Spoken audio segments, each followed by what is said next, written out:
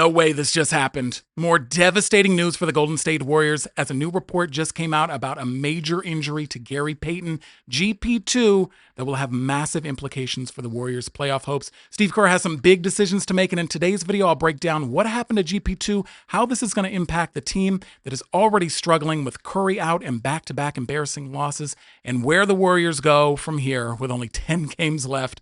Welcome to Warriors Digest. I'm Arthur Ballesteros, and I need you to hit subscribe right now. We just hit 10,000 subscribers. We're a growing Warriors community on YouTube.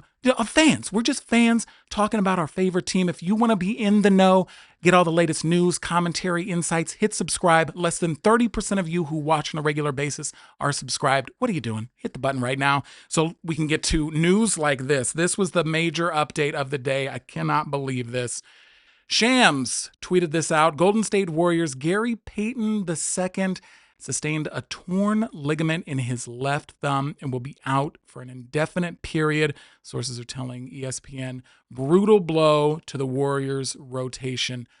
That is putting it lightly. What an awful week for the Warriors. First, all of the struggles with Steph Curry's pelvic injury, then the back-to-back losses, the especially embarrassing loss in Jimmy Butler's return to Miami, and now this, Gary Payton II, arguably the Warriors' best defensive player, just a spark plug off the bench. He has been fantastic recently, and a lot of the reports going around are saying that the injury is indefinite, not knowing when he's going to be coming back. But the San Francisco Chronicle just put this out here.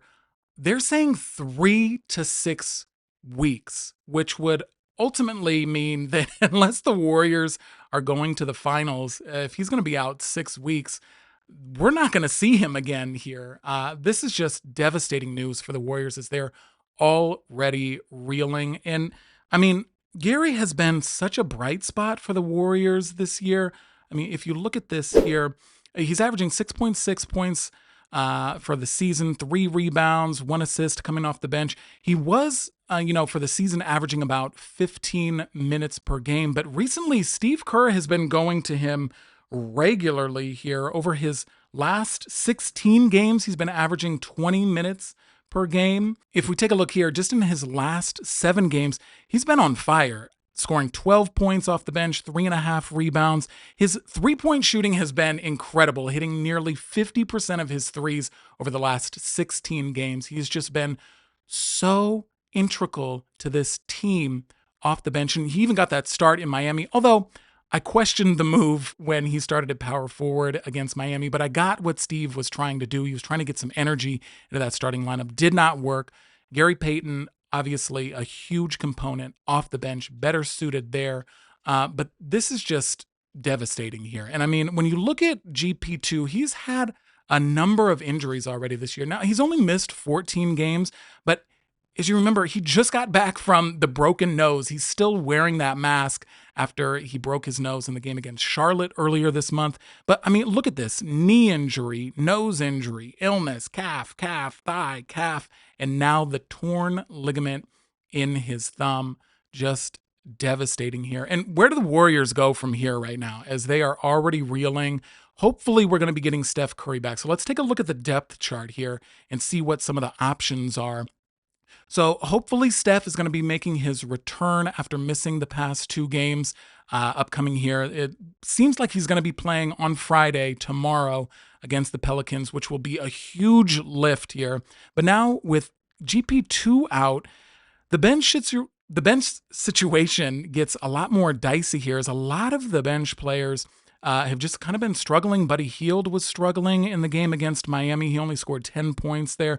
Quinten Post has been really hit or miss coming off the bench recently.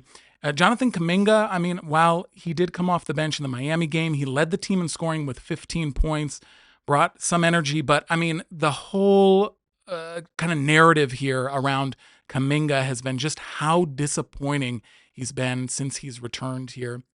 So just a ton of questions. Where does the 3-point shooting come off the bench? Where does the defense come off the bench? Where does the energy come? Now, you look at a guy like Guy Santos. Obviously, he has been such a find for the Warriors here and just been really instrumental in providing some energy off the bench. He's been hitting some clutch threes.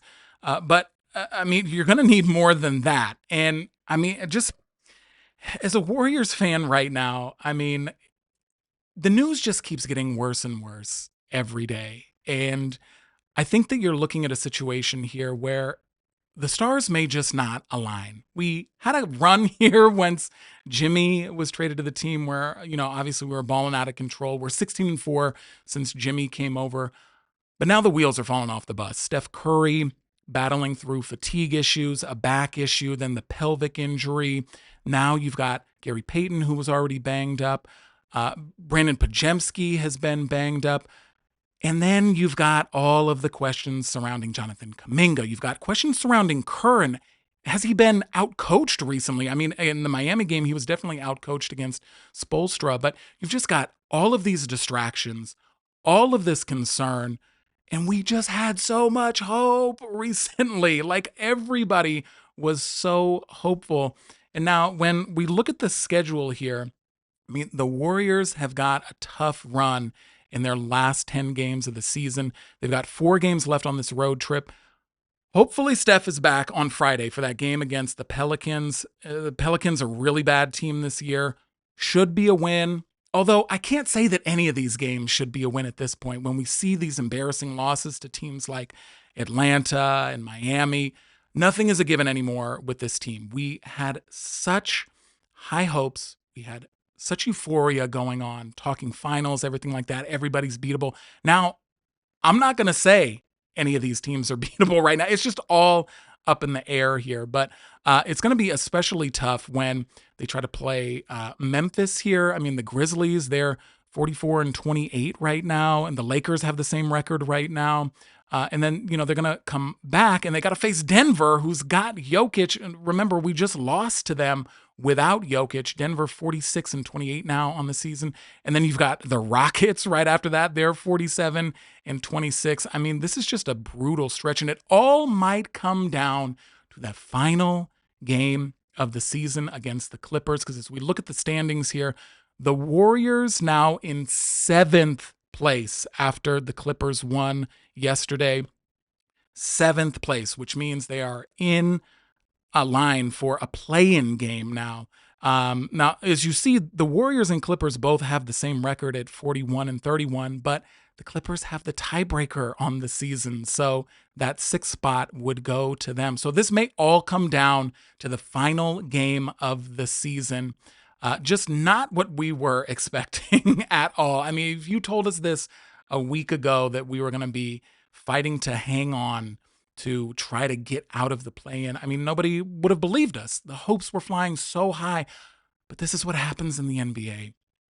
Once things start rolling downhill, it just doesn't stop. And so I want you to tell me right now, do you think that the injury to GP2 is going to spell doom for the rest of the Warriors season here?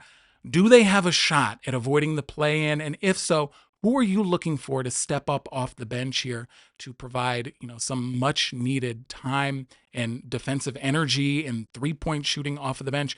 Who are you looking for to step up? Do the Warriors have a shot? Let me know your thoughts in the comments here. I thought I was going to have a really relaxing afternoon, and then I just start getting all of these notifications here about the season probably coming to an end. I'm going to try to be hopeful. You guys are much better at staying positive. So you stay positive. I'm the one with the anxiety who's worried that the sky is falling all the time.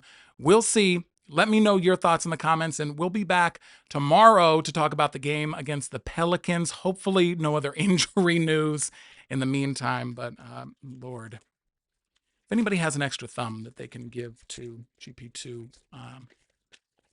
feel free to cut it off and send it to him now. Peace.